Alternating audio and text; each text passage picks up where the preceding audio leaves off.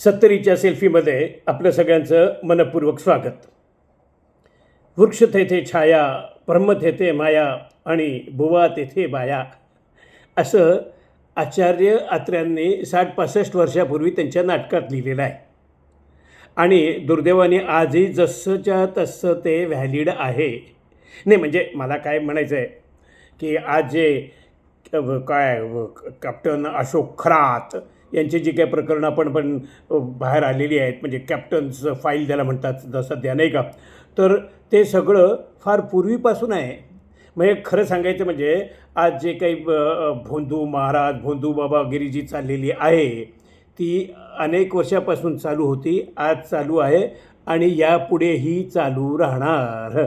फक्त त्याच्यात काय थोडेसे एक शेअर मार्केटमध्ये जसे थोडेसे अप अँड डाऊन येत असतात, तसे यांचे जे बुवा बाजांच्या भानगडीमध्ये थोडंसं अप अँड डाऊन, आणि सध्या थोडंसं डाऊन आलेलं आहे. म्हणजे काय की जरी हे एक प्रकरण बाहेर आलेलं असलं तरी अशी शेकडो प्रकरणं इकडं तिकडं चालू आहेत, नाही का. तरी पण कसं होतं, एक जरी प्रकरण खूप मोठं प्रमाणावर चर्चेला आलं की बाकीचे थोडेसे बाबा महाराज जरा किंचितसे वरमतात. म्हणजे ते तात्पुरते काही दिवस, पण काय ना त्यांना थोडंसं पेन्शन येते. परंतु कसं आहे, आपल्या लोकांचा म्हणजे भक्तांचा भरोसा फार स्ट्रॉंग असतो बरं का. म्हणजे आज इतर बाबांचे जे भक्त आहेत ना, त्यांना जर आता ही अशोक खरात साहेबांची तर बातमी सगळेजण बघतातच आहेत, तर इतर जे भक्त आहेत ना ते सुद्धा म्हणतात की आमचे बाबा काही तसले नाहीत बरं का. म्हणजे मेरा अब्दुल वैसा नहीं है, तसं हमारे बाबा वैसे नहीं है, हमारे महाराज वैसे नहीं है. आणि आमचे महाराज किती खरे आहेत, ते तर ज्योतिषी आहेत, ते तर अभ्यासू आहेत, त्यांना अध्यात्म माहिती आहे वगैरे वगैरे, असं बरंच काही बंडलबाजी ते करू शकतात आणि करतात. आता हा जो प्रकार आहे म्हणजे बंडलबाजी हे महाराजांतर्फे, नाही का, आणि तो त्याला बरं ते का मी कुठल्या जोरावर म्हणतो की ते कायम टिकणार, कारण की त्याला एक लोकांची स्पॉन्सरशिप आहे, कारण की लोकांना ते हवे आहेत. दुसरं म्हणजे जे आपण निवडून दिलेले लीडर्स असतात किंवा आपले जे अधिकारी असतात, म्हणजे IAS आहेत, IPS आहेत आणि राजकीय नेते आहेत, त्यांचाही या लोकांना वरदहस्त असतो. म्हणजे सांगायला आपल्याकडे हे नाही आहे काय, संविधान आहे, त्याच्यानंतर आपल्या महाराष्ट्रात तर अंधश्रद्धा निर्मूलन कायदासुद्धा आहे, पण हे सगळे सांगायला ऑन पेपर खूप काही आपला ऑन पेपर आपण फार चांगले आहेत बरं का, पण प्रत्यक्षात परिस्थिती फार वाईट आहे. बरं, हे सरकार असो किंवा आधीचं सरकार असो, ह्याच्यात काय थोडंसं 19-20चा फरक असतो. म्हणजे काय फार फरक पडेल किंवा अमुक जर आलं तर हे होईल अशातला भाग नाही. तर सांगायची गोष्ट म्हणजे हा जो प्रकार चालू आहे, तर हे जे आत्ताचे जे महाराज आहेत, तर तसे खूप महाराज छोटे मोठे इकडं तिकडं देशभर आणि आपल्या राज्यभर चालू आहेत. म्हणजे कसं, आता अंधश्रद्धा निर्मूलन समितीचा जो परसू केल्या म्हणून जो कायदा झाला, तो पास करण्यातसुद्धा आपले आत्ताचे देवेंद्र CM साहेब आहेत, ते त्यांचं त्यावेळेचे मुख्य हे काँग्रेसचे नेते, सगळ्यांचा हात होता, सगळ्यांनी मिळून तो पास केलेला आहे. कारण की ते आपल्या अनिशच्या पदाधिकाऱ्यांनी तो फार रेटून धरला होता आणि तो सगळ्यांनी मिळून पास केला आहे. म्हणजे credit goes to all them. परंतु ते इम्प्लिमेंट करणं जे आहे ना, तिथं मोठे भानगडी आहे. म्हणजे आता तो धीरेंद्र बाबा महाराज आपल्या महाराष्ट्रात बरंच काही बोलून गेले, त्याच्यावेळेस आपले अनिश्चित माणसं किंवा या कायद्यानुसार तो असं म्हटलं आहे, हेच उल्लंघन आहे, व ते बाकीचे म्हटलं हो हो हो हो खरं आहे, वाटते, पण जरा आम्ही त्याचा विचार करत बसले आणि ते काही कधी होत नाही. तर असे काही महाराज जोरावर असतात, पण एका महाराजाचा सध्या पर्दाफाश झालेला आहे. तर आता याचं मुख्य कारण म्हणजे काय, प्रत्येक माणसाला बरं का आपल्या उज्ज्वल भविष्याची त्यातनं तो उज्ज्वल असल्याचे स्वप्न बसतो, त्याची फार उत्सुकता असते. म्हणजे प्रत्येकालाच, म्हणजे विद्यार्थ्यांना म्हणजे की माझ्या परीक्षेचं काय होईल, परीक्षेनंतर मला कुठं ॲडमिशन मिळेल, मी ते झाल्यानंतर सुद्धा मला कुठे नोकरी मिळेल, नोकरीत मला प्रमोशन मिळेल की नाही इथपासून, किंवा जर बिझनेस करत असेल तर कोणता बिझनेस करू, किती त्याच्यात इन्व्हेस्ट करू, त्याचे उद्याचे प्रसाद काय असतील वगैरे वगैरे. प्रत्येकाला उद्याची फार उत्सुकता असते. म्हणजे अगदी चहाचा टपरीवाला असो आमच्या गल्लीतला किंवा अगदी अंबानी असो, त्यांनासुद्धा प्लॅनिंग आणि पुढचे टेन्शन आणि पुढले वरीज असतात.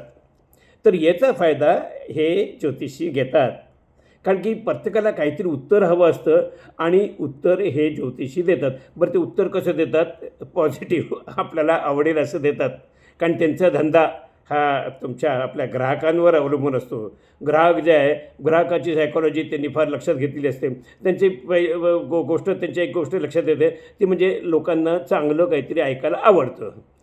त्याच्यामुळे ते आजपर्यंत कोणालाही असं म्हणलं नाही, "अरे तू काय बोलतोस? तुझं तर या वर्षात मृत्यूयोग आहे." किंवा असं कोणी म्हणतं का, की "अरे तू या बिझनेसमध्येच काय आता पुढल्या रिसेशनमध्ये फार तुझं बोंब होणार आहे." किंवा असं कोणी किंवा परीक्षेला बसणाऱ्या पोराला कोणी नापास होईल असं सांगत नाही. इतकंच नाही तर इलेक्शनच्या वेळेस जे हे असतात ना इकडचे तिकडचे जे उमेदवार असतात ते असे महाराजांकडून त्यातल्या त्यात बेटर मुहूर्त घेऊन देतात. मग एकाला तो महाराज देतो की तू 11 वाजून 6 मिनिटांनी भर बरं का त्या दिवशी, आणि दुसऱ्या मग तू 3:30 ते 4 या वेळात तू भर. ते दोघं आपापला भरतात. दोघांनी आपापला महाराजांनी आपापल्या बाबांनी एक छान मुहूर्त दिलेला असतो. दोघंही प्रयत्न करतात, पण एक जिंकतो एक हारतो. पण म्हणजे प्रत्येकाचं काहीतरी पर्सेंटेज यश मिळतंच ना. तो जिंकलो तो महाराजाचं कौतुक करतो, थँक्यू म्हणतो, त्याच्या बिदागिरी मोठी देतो. जो हारतो तो काही सांगत सुटत नाही की मला या महाराजांनी दिलं, ह्याचे बदनशीब झाली किंवा ह्याला मुहूर्त काढता येत नाही वगैरे, असं ते बोलत नाही. तो गप्प बसतो. तर अशा रीतीने हा जो महाराजांचा आणि ज्योतिषाचा बिझनेस धंदा जो आहे तो फार मोठा जोरात चालू आहे. आणि त्याच्यामुळे असे कॅप्टन अशोक खरात मंडळी जोरात आहेत. म्हणजे होते आता त्याचे दिवस एकदम पलटलेत. असो, पण या ह्याच्यात मी कधीही व्हिक्टीम झालो नाही. म्हणजे मी कधीच यांच्या नादी लागलो नाही. आता मी एकदम एवढा शहाणापंची कसा झालो? हो, आता तुम्हाला प्रश्न पडेल. म्हणजे एखाद्याला वाटेल की मी काय श्यामानव किंवा इतर मंडळींच्या बरोबर म्हणजे अनिश्चित बरोबर असल्यामुळे असेल, पण नाही. अगदी त्याच्यापूर्वी मी हे वाटलं काय बिग ऑन गॉडबेनचा मी अगदी चांगला अभ्यास करत होतो. त्यामुळे नाही त्याच्याही पूर्वी जेव्हा मी BSc MSc केलं म्हणजे सायन्सची बॅकग्राऊंड असल्यामुळे नाही त्याच्याही पूर्वी अहो मी म्हणजे आता त्याच्यासाठी मला आपल्याला 60-65 वर्ष मागे द्यायला पाहिजे. म्हणजे 60 ते 64 या सालात आम्ही औरंगाबादमध्ये होतो. माझे वडील आमचे फॅमिली आम्ही तिथं सरकारी एक कॉलनीमध्ये आम्ही राहायचो. म्हणजे लोअर मिडल क्लास आणि मिडल क्लास अशा लोकांची ती कॉलनी होती. आणि त्या कॉलनीत बरं का म्हणजे आत्ता आम्हाला ते बैठी घरं होती. प्रत्येकाच्या घराच्या बाजूला अंगण होतं, पुढे काही मोठं पटांगण होतं. असं 200 घरांच्या कॉलनीमध्ये वाटत एक मंदिर होतं, म्हणजे मारुतीचं देऊळ वगैरे वगैरे. आता आठवलं की मात्र वाटतं काय किती छान आहे नाही का. आणि तसं त्यावेळेस ते छान आम्हाला ते चांगलंच वाटत होतं आणि आम्ही एन्जॉय करत होतो. आणि त्यावेळेस बरं का हे महाराज वगैरे प्रकरण होतंच. एक हर्सूलला एक महाराज असायचे. ते महाराज बरं का काय त्यांचं एक ते आले आमच्याकडे कॉलनीत की लगेच 4 लोकं त्यांना नमस्कार करायचे, पाया पडायचे, या महाराज आमच्या घरी या, आदरातिथ्य करायचे वगैरे वगैरे. आणि त्यांचं एक खासियत म्हणजे ते म्हणजे मोठे चमत्कार करायचे. त्यांचा एक मोठा चमत्कार प्रसिद्ध होता. तो म्हणजे ते यज्ञ करायचे. आणि यज्ञ म्हणजे कसं त्या फुस म्हणजे आपलं काय काडीनी आग बिग नाही लावायचे, त्या याव याव छाव मंत्र म्हणायचे आणि आग लागायची. आणि अशा रीतीने तो हे अग्नी प्रज्वलित झाल्यामुळे बाबा बाबा बाबा असं ते झालं होतं. आणि एक बाई होत्या बरं का, त्या मला वाटतं तिकडं ह्याच्यात म्हणजे शहागंजमध्ये वगैरे तिकडं होत्या. त्या हिंदू मुस्लिम त्यांचा ऑडियन्स असायचा. त्या बाई बरं का हिंदीत बोलायच्या. ते पीर म्हणजे असं ते या टाईपच्या होत्या. त्यासुद्धा भविष्य सांगायच्या, ह्याव करायचे. आणि ते म्हणजे शिवीगाळ करायच्या म्हणजे चांगल्या सभ्य माणसं ऐकणार नाहीत अशा शिव्या द्यायच्या ते. पण तू लोकं त्यांच्याकडे यायचे, बाई बाई बाबा नाही का, त्यांना बाबाच म्हणायचे बरं का. तर त्यांच्या काय अंगात आलं कारण ते येऊन काहीतरी सांगायचे. असे 2 होते. हे जरा थोडेसे मोठे. आणि आमच्या कॉलनीत छोट्या देवी खूप होत्या म्हणजे काय ते असे विशिष्ट दिवशी काय तिथीला वगैरे वगैरे तिथं आमच्याकडे मारुती जे मंदिर होतं त्याच्यासमोरच्या पटांगणात देवी अंगात येण्याचा असा कार्यक्रम चालायचा. तर त्याच्यासाठी एक 5-10 जे म्हणजे काही बायका म्हणजे आमच्या एक राणेबाई, त्या एक पानसेबाई, त्याच्यात एक पोरगी होती सुलभा एक सुलू म्हणायची तिला, त्यानंतर एक बेबी होती बरं का त्या. आणि अशा काही जणींच्या अंगात देवी यायच्या.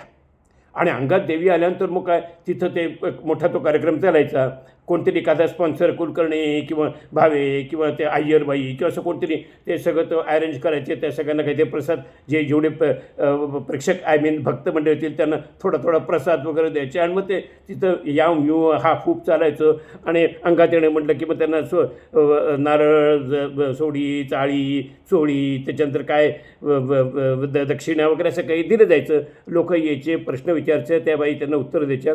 आणि बरं का ते मग कोणी काय कोणाच्या अंगात काय यायचं, एक म्हणायचे हो हो खूप ही अंबाबाई आली, कोल्हापूरची अंबाबाई आली, एकीकडे तुळजापूरची देवी आली, एकीकडे माहूरची आली, एका ठिकाणी अशा अंबेजोगाईची, अशा वेगवेगळ्या देवी ह्या एक वेगवेगळ्या बायकांच्या अंगात यायच्या.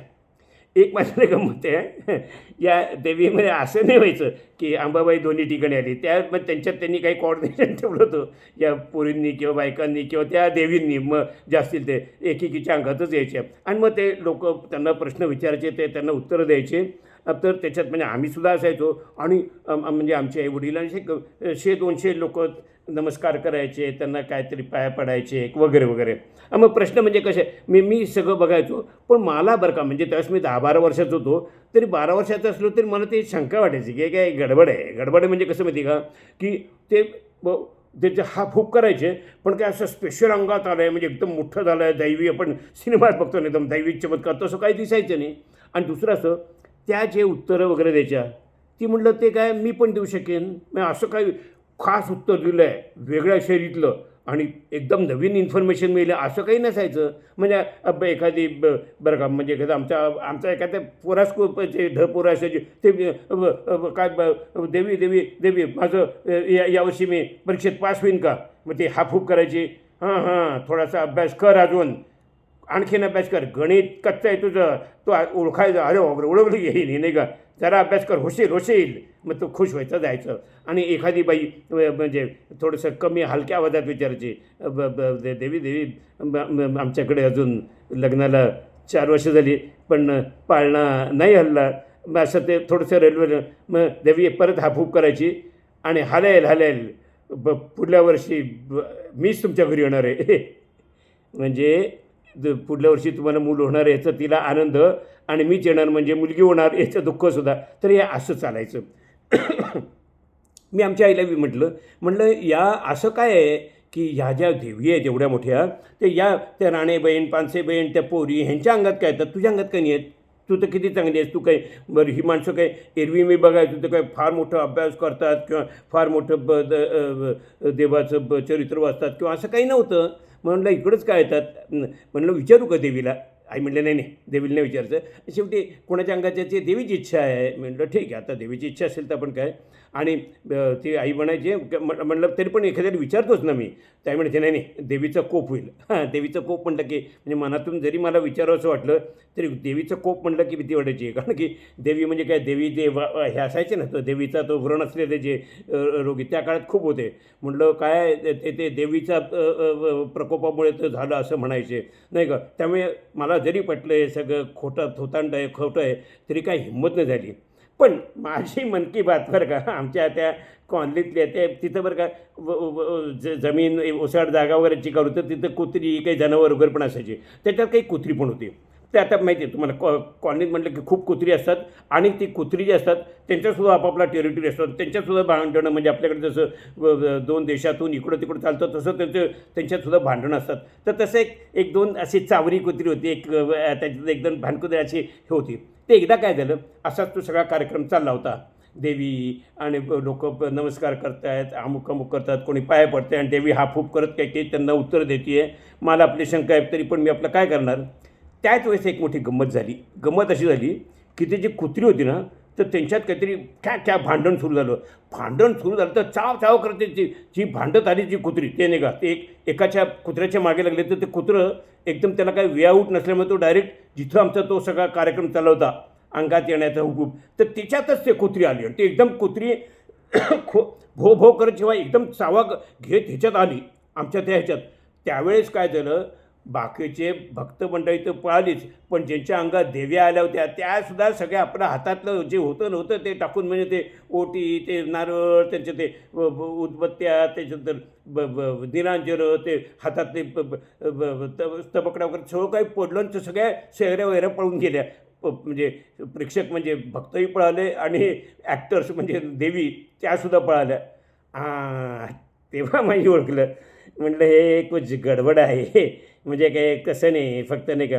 आणि तीच दृष्टी मी पुढे कायम ठेवली आणि माझ्या लक्षात आलं की अंगात येणं, भविष्य सांगणं, ज्योतिष सांगणं हे सगळं तद्दन थोतांड आहे.